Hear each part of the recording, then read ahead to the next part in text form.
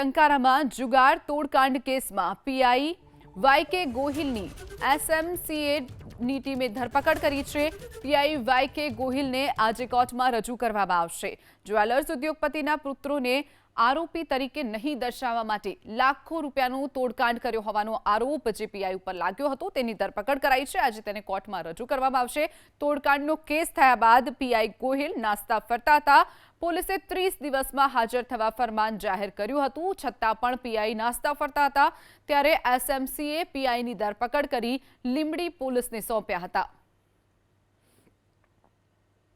મોરબીના ટંકારામાં જુગાર તોડકાંડ કેસમાં પીઆઈ વાયકે ગોહિલની એસએમસીએની ટીમે ધરપકડ કરી છે। પીઆઈ વાયકે ગોહિલને આજે કોર્ટમાં રજૂ કરવામાં આવશે। જ્વેલર્સ ઉદ્યોગપતિના પુત્રોને આરોપી તરીકે નહીં દર્શાવવા માટે લાખો રૂપિયાનું તોડકાંડ કર્યો હોવાનો આરોપ જે પીઆઈ ઉપર લાગ્યો હતો તેની ધરપકડ કરાઈ છે। આજે તેને કોર્ટમાં રજૂ કરવામાં આવશે। તોડકાંડનો કેસ થયા બાદ પીઆઈ ગોહિલ નાસ્તા ફરતા હતા। પોલીસે 30 દિવસમાં હાજર થવા ફરમાન જાહેર કર્યું હતું, છતાં પણ પીઆઈ નાસ્તા ફરતા હતા।